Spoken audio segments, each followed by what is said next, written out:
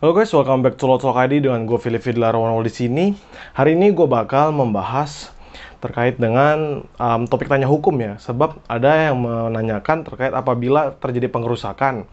Di kasusnya dia nanti gue bakal jelasin setelah ini terkait dengan pengerusakan, dan juga gue bakal jelasin ranah apa yang perlu kita ambil, apakah itu perdata ataupun pidana. So check this out.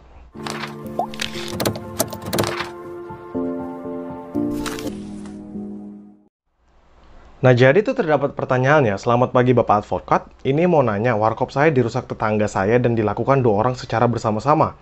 Dan total kerusakannya itu senilai 1.500.000. Bisa masuk pasal berapakah itu?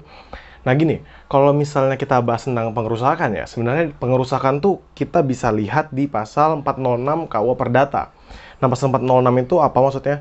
Barang siapa dengan sengaja dan melawan hukum, menghancurkan, merusakkan, membikin tak dapat dipakai atau menghilangkan barang sesuatu yang seluruhnya atau sebagai milik orang lain, diancam dengan pidana penjara paling lama 2 tahun 8 bulan atau pidana denda paling banyak Rp4.500. Lalu dijatuhkan pidana yang sama terhadap orang yang dengan sengaja dan melawan hukum membunuh, merusakkan, membikin tak dapat digunakan atau menghilangkan hewan yang seluruhnya atau sebagian milik orang lain. Itu juga masuk dalam 406 ya. Tapi kita lihat yang poin pertama tadi, yaitu bahwa tindakan pengerusakan ini sebenarnya bisa dijatuhi hukuman pidana penjara, yaitu paling lama 2 tahun 8 bulan.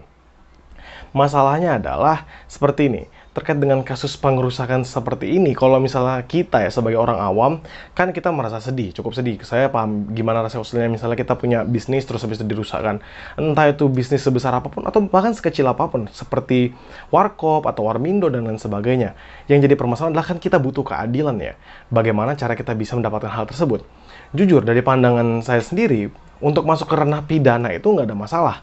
Ketika kita merasa dia layak untuk dijatuhi penjara, misalnya kita punya bukti-bukti yang cukup, misalnya kita bisa membuktikan bahwa terjadinya pengerusakan, ada saksi-saksi, terus habis itu kita sudah menemukan si terdakwanya tadi karena dia tertangkap tangan itu waktu dia merusak, terus habis itu memang ternyata hal tersebut secara benar melawan hukum. Jadi tindakan pengerusakan warkopnya itu tidak ada unsur apapun selain dari mereka memang ingin merusak. Nah, yang menjadi pertanyaan adalah, kalau misalnya masuk ke arah pidana, bisa dapat ganti rugi nggak? Nah itu. Di sini mungkin gue bakal coba deh untuk memberikan pandangan lebih luas terkait dengan yang mana nih kita perlu gunakan, pidana atau perdata, kan gitu kan. Kalau di pidana, tadi kita masuk di pasal 406 ini. Ini pasal 406 ini ada beberapa unsur ya. Unsur-unsurnya itu pertama barang siapa, jadi ini siapa aja. Yang kedua, dengan sengaja dan melawan hukum. Jadi kalau misalnya ditindakan tadi sengaja tuh dan itu melawan hukum, dia masuk unsur kedua. Ketiga, melakukan perbuatan menghancurkan, merusakkan, membuat tidak dapat dipakai atau menghilangkan barang sesuatu.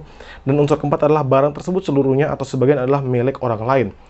Dari pandangan saya, misalnya kasusnya ini memang terjadi di warkop bapak atau ibu tadi, dirusak gitu sama orang yang tidak dikenal atau mungkin tetangga bapak atau ibu, yang menjadikan tindakannya dia itu sebenarnya merusak barang milik kita, barang milik orang lain kan.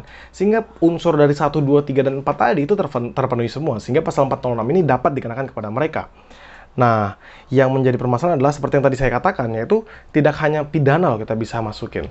Kenapa? Karena ketika kita melihat lebih luas lagi, dibanding misalnya dibanding saya memenjarakan mereka, maka bisa jadi titik terbaik yang menurut saya pantas dan impas adalah saya meminta ganti rugi. Nah, lantas ganti rugi ini bisa nggak sekalian minta penjara? Nggak bisa. Karena apa? Karena beda ranahnya. Ketika kita meminta ganti rugi via mediasi mungkin atau melalui pengadilan, itu dia masuknya ranahnya perdata. Jadi perdata ini hubungan antara individu dan individu gitu. Nah, karena memang ada pengerusakan tadi, maka kita bisa masukkan perbuatan melawan hukum, PMH. Nah, PMH ini memang salah satu aspek atau salah satu objek yang bisa disengketakan di dalam pengadilan perdata.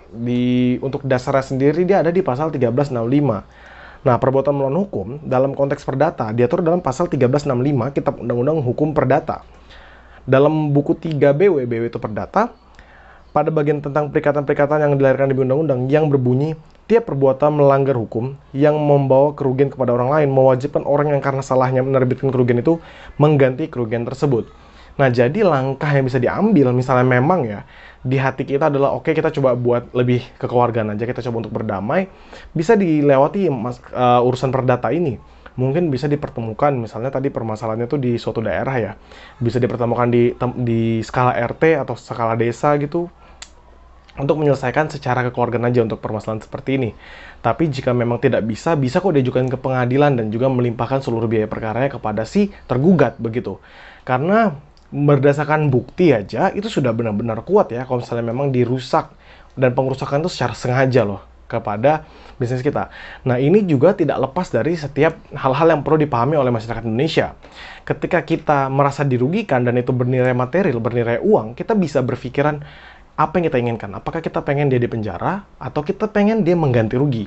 Kalau kita pengen di penjara, silakan kita majukan ke dalam urusan pidana. Tapi kalau ya dari saya, menurut saya sendiri, seandainya memang hal tersebut lebih merugikan ya, secara material sangat besar ya, saya pasti akan lebih memilih perdata. Kenapa? Karena memang saya bisa merasakan win-win solutionnya di situ. Dia merusak, maka dia harus mengganti. Dibanding saya merasa revenge, saya coba untuk balas dendam, dia merusak dan dia harus dipenjara kayak gitu. Karena masih banyak aspek yang perlu diperhatikan untuk bisa mencari jalan keluar terhadap permasalahan seperti ini. Jadi mungkin kalau misalnya gue ditanyakan pertanyaan seperti tadi, gue bakal ngasih dua jawaban ini, bisa lewat pidana dan perdata, tapi akan lebih condong ke arah perdata. Semoga jawaban gue ini bisa memberikan bantuan di dalam topik kita tanya hukum pada hari ini, dan salam demokrasi.